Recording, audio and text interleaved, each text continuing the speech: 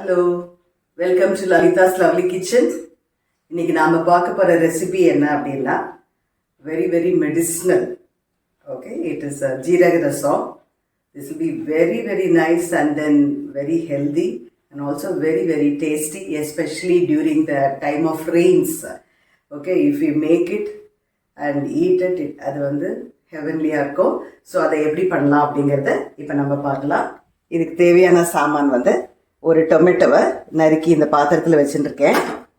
அதுக்கப்புறமா நல்ல ஒரு நெல்லிக்காய் சைஸில் புளி, இது கொஞ்சம் புளி தூக்கில் இருந்தால் நல்லாயிருக்கும். நெல்லிக்காய் சைஸில் நனைச்சி அந்த ஜூஸ் எடுத்து வச்சுட்டுருக்கேன். முதல்ல நம்ம வந்து ஜீரகம், அதுக்கப்புறமா கொஞ்சம் ஒரு அரை டீஸ்பூன் பெப்பர், அதுக்கப்புறம் 2 பேடிக்கர் மிளகா போட்டிருக்கேன். நீங்கள் நார்மல் மிளகானாலும் போட்டுக்கலாம், ஏன்னா it will be very very tasty, ஒரு மாதிரி கலர்ஃபுல்லாக இருக்கும்ன்ட்டு. அதுக்கப்புறமா கொஞ்சம் ஒரு 1/2 டீஸ்பூன் துவரம்பருப்பு, அதுக்கப்புறமா தனியா, இவ்வளவு நான் கொஞ்சம் தனியா கூட ஒரு டீஸ்பூன் தான் எடுத்துட்டுருக்கேன். ஸோ இப்போ நம்ம வந்து இது எல்லாத்தையும் முதல்ல நனைக்கலாம். இது நனைக்கிறதுக்கு நான் வந்து வெந்நீர் எடுத்து வச்சுட்டுருக்கேன். அதுனா கொஞ்சம் குயிக்காக உங்களுக்கு ஊறிடுமே அப்படின்னு சொல்லிட்டு.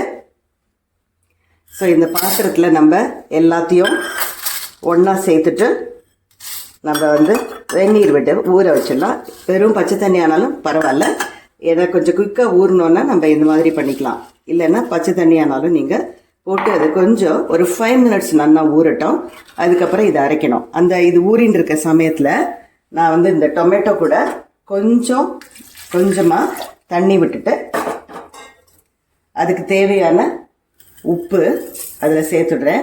ஸோ உப்பு கூட இந்த டொமேட்டோ நல்லா வேகட்டும். அதுக்குள்ளே நம்ம இது ஊறின உடனே இதையும் அரைச்சின்னு வந்துட்டு பார்க்கலாம். பாருங்க, இப்போ வந்து டொமேட்டோ நல்லா வெந்தாச்சு. ஸோ இந்த சமயத்தில் நான் இதுக்கு சேர்க்க வேண்டிய வெல்லம் சேர்க்குறேன். உங்களுக்கு கம்மி ஜாஸ்தி பண்ணிக்கோங்க, ஆனால் இது கொஞ்சம் வெல்லம் போட்டால் தான் நல்லா டேஸ்டியாக இருக்கும். ஸோ இது வந்து வெல்லம் போட்டு கொஞ்சம் கொதிக்கட்டும். அதுக்குள்ளே நாம் வந்து இதெல்லாம் அரைச்சின்னு வந்தாச்சு. ஸோ இதில் பார்த்தோன்னா ரொம்ப வழுமூணு அரைக்கலை, நான் கொஞ்சம் லைட்டாக குறைக்குறேன்னு தான் அரைச்சிருக்கேன். அப்போ தான் அந்த டேஸ்ட் வரும். ஸோ இப்போ வந்து என்ன பண்ணலாம், இது கூட சேர்த்துடலாம். இதில் சேர்த்துட்டு அது கூட கொஞ்சம் மிக்ஸி ஜாரையும் போட்டு அலம்பி அதில் விடலாம். விட்டுட்டு இது கொஞ்சம் ஒரு நல்ல கொதிக்கணும். இந்த பச்சை வாசனை போகணும். ஏன்னா நம்ம எல்லாமே பச்சையாக தான் நனைச்சி வச்சுருந்தோம் இல்லையா, அந்த பச்சை வாசனை போகிற அளவுக்கு இது கொஞ்சம் கொதிக்கணும். இது நல்லா கொதிச்சதுக்கு அப்புறம் தான் நம்ம வந்து அந்த புளியை சேர்க்கணும் அதுக்கு. ஸோ இதுக்கு ரொம்ப ஈஸி, ஆனால் இது வந்து ரொம்ப ரொம்ப டேஸ்டியாக இருக்கிற ஒரு ரசம். இந்த மாதிரி கொஞ்சம் ஸ்டமக் அப்செட்டு, இல்லைன்னா உங்களுக்கு வந்து ரொம்ப ஃபீவரிஷாக இருக்குது, இல்லை கோல்டு இருக்குது, அந்த மாதிரி டைமில் இந்த மாதிரி இது ஃபாஸ்ட்டாக பண்ணிடலாம். அண்ட் இதுக்கு உங்களுக்கு தேவையான கொஞ்சம் கூட தண்ணி வேணும்னா ஆட் பண்ணிக்கோங்க. அந்த டிபெண்டிங் ஆன் த கன்சிஸ்டன்சி, ரொம்ப திக்காக இருக்க வேண்டாம், ஏன்னா இது கொஞ்சம் நீர்க்காக இருந்தால் தான் நல்லாயிருக்கும். ஸோ இது நல்லா கொதிக்கட்டும். ஒரு 2-3 மினிட்ஸ் நல்லா கொதி வரணும். பாருங்கள், இது நல்லா தழைச்சி வந்தாச்சு. இந்த சமயத்தில் நாம் சேர்க்க வேண்டிய இந்த புளி ஜூஸையும் அதோட சேர்க்கலாம். புளி சேர்த்து ஒரே ஒரு வாட்டி நல்லா கொதிச்சு வந்தால் போகிறோம். நல்லா பதையட்டும். அதுக்குள்ளே நான் இந்த சைடில் நெய் விட்டு வச்சுட்டுருக்கேன் இலுப்பு சட்டியில். இதுக்கு சேர்க்க வேண்டியது வெறும் கடுகு மட்டும் போட்டால் போகிறோம். ஏன்னா ஜீரகம் ஆல்ரெடி நம்ம போட்டிருக்கனால வெறும் கடுகு போடலாம். கடுகு வெடித்த உடனே ஆஸ் யூஷுவல் நம்ம போடுற மாதிரி இந்த கருவேப்பிலையை போடலாம். கடைசியில் நம்ம ரசம் நல்லா பதிஞ்சு வந்ததுக்கப்புறம் நம்ம என்ன செய்யணும்னா கடைசியில் இந்த கொத்தமல்லியை போட்டு மூடணும்.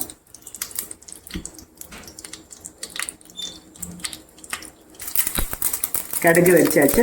ஸோ இதுக்கு சேர்க்க வேண்டிய பெருங்காயம், இதுக்கு வந்து ஆக்சுவலாக கொஞ்சம் ஜாஸ்தி பெருங்காயம், ஜாஸ்தி புளி, கொஞ்சம் இதெல்லாம் சேரும்போது நல்ல மணமாக இருக்கும் இந்த ரசம்.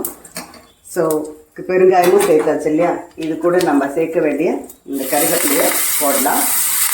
கருவேப்பிலை கொஞ்சம் பொரியும் போது நம்ம அதில் சேர்க்கலாம். இதுலேயே போட்டு அது எல்லா பக்கமும் வாரி அரைக்கும், அதனால தான் நான் வந்து வெயிட் பண்ணேன். ஸோ இது கொஞ்சம் ரசம் பதையிறது பாருங்க. இந்த சமயத்தில் நம்ம தாளித்து கொட்டினதையும் அதோட ஆட் பண்ணிடலாம். ஸோ புளி போட்டு இப்போ கொதிச்சாச்சு. தாளித்து கொட்டி ஒரு 1 minute or 2 minutes நல்லா கொதிக்க விட்டுட்டு அதுக்கப்புறமா நம்ம இதை நல்லா பொங்கி வர சமயத்தில் ஆஃப் பண்ணிடலாம்.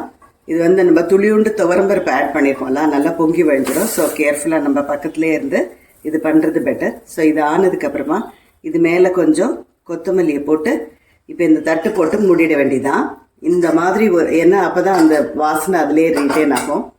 இந்த மாதிரி ஒரு ஜீரக ரசத்தை பண்ணிட்டோம்னா அந்த வாசனை வீடியே தூக்கும். பசிக்கலை அப்படிங்கிறவாளு கூட பசிக்கிறது அப்படின்னு சொல்லிடுவா. நல்லா கொதிக்க கொதிக்க சாதம் வச்சுட்டு சுடுற சாத்தில் நிறைய இந்த ரசத்தை விட்டுட்டு கொஞ்சம் நெய் போட்டுட்டு சாப்பிட்டா அப்படியே தேவாமிர்தமாக இருக்கும். இதுக்கு தொட்டுக்கிறதுக்கு எனி காய், தேங்காய் போட்ட காயோ இல்லை ஃப்ரை ஐட்டம்ஸ் லைக் உருளைக்கிழங்கு இல்லைன்னா சேப்பங்கிழங்கு இல்லை ஒன்றுமே இல்லைன்னா ஒரு சுட்ட அப்பளம் தொட்டுனாலும் எக்ஸலண்ட்டாக இருக்கும். ஸோ இந்த மாதிரி நீங்கள் ட்ரை பண்ணலைன்னா ப்ளீஸ் ட்ரை திஸ் ஜீரக rasam which will be very heavenly. So try it and enjoy it. Let me meet you in the next lovely video. Bye-bye.